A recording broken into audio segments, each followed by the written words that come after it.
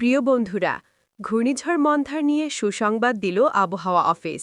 বাংলাদেশে এখন আর কোনো ঘূর্ণিঝড়ের সম্ভাবনা নেই। চট্টগ্রাম, কক্সবাজার, মোংলা ও পায়রা সমুদ্রবন্দর সমূহকে সংকেত নামিয়ে ফেলতে বলা হয়েছে। ঘূর্ণিঝড় মন্থার ভারতের উপকূলে আঘাত হানার পর ধীরে ধীরে তার শক্তি কমে এসেছে। ফলে এখন সাগর অপেক্ষাকৃত শান্ত অবস্থায় রয়েছে।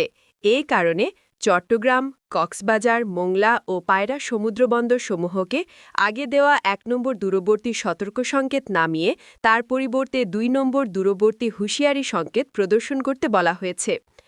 মন্থা উপকূলে প্রবেশ করার পর সাগরের উত্তেজনা অনেকটাই হ্রাস পেয়েছে। তাই সমুদ্রবন্দরগুলোতে উচ্চ সতর্কতার প্রয়োজন নেই বলে সংকেত কমানো হয়েছে। বর্তমানে ৪টি বন্দরকে ১ নম্বর সতর্কতার পরিবর্তে ২ নম্বর দূরবর্তী হুঁশিয়ারি সংকেত প্রদর্শনের পরামর্শ দিয়েছে আবহাওয়া অধিদপ্তর। প্রিয় বন্ধুরা, এখন জানিয়ে দেব বাংলাদেশের কোন কোন জেলায় বৃষ্টি হওয়ার সম্ভাবনা রয়েছে। আজ বুধবার দেশের বেশ কিছু জেলায় বৃষ্টির সম্ভাবনা রয়েছে, বিশেষ করে দক্ষিণ ও দক্ষিণ পশ্চিমাঞ্চলে। বৃষ্টির সম্ভাবনা থাকা জেলা ও অঞ্চলসমূহ: খুলনা বিভাগ, খুলনা, বাগেরহাট, সাতক্ষীরা বিকেল ও সন্ধ্যায় হালকা বৃষ্টি হতে পারে। বরিশাল বিভাগ, বরিশাল, পটুয়াখালী, ভোলা, ঝালকাঠি দুপুরের পর আকাশ মেঘলা থাকবে, কিছু জায়গায় ছিটেফোঁটো বৃষ্টি হতে পারে। চট্টগ্রাম বিভাগ, চট্টগ্রাম, কক্সবাজার, বান্দরবান ও রাঙামাটি বিকেলের দিকে মাঝারি বৃষ্টির সম্ভাবনা রয়েছে। সাগর উপকূলে ঝোড়ো হাওয়াও বইতে পারে। ঢাকা বিভাগ, ফরিদপুর ও মাদারীপুর অঞ্চলে বিকেলের দিকে মেঘ বাড়বে, ছিটেফোঁটা বৃষ্টি হতে পারে। সিলেট বিভাগ, দুপুরের পর থেকে মেঘলা আকাশ, সন্ধ্যার দিকে হালকা বৃষ্টির সম্ভাবনা।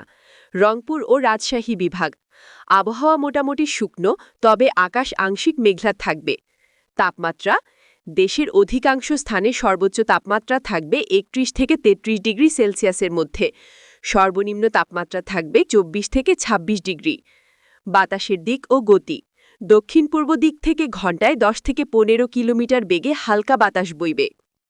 বিশেষ সতর্কতা, উপকূলীয় অঞ্চলে আজ বিকেল থেকে রাতে বজ্রসহ বৃষ্টির সম্ভাবনা রয়েছে। নৌযানগুলোকে সতর্কতার সঙ্গে চলাচল করার অনুরোধ করা হয়েছে।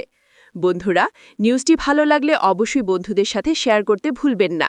ধন্যবাদ।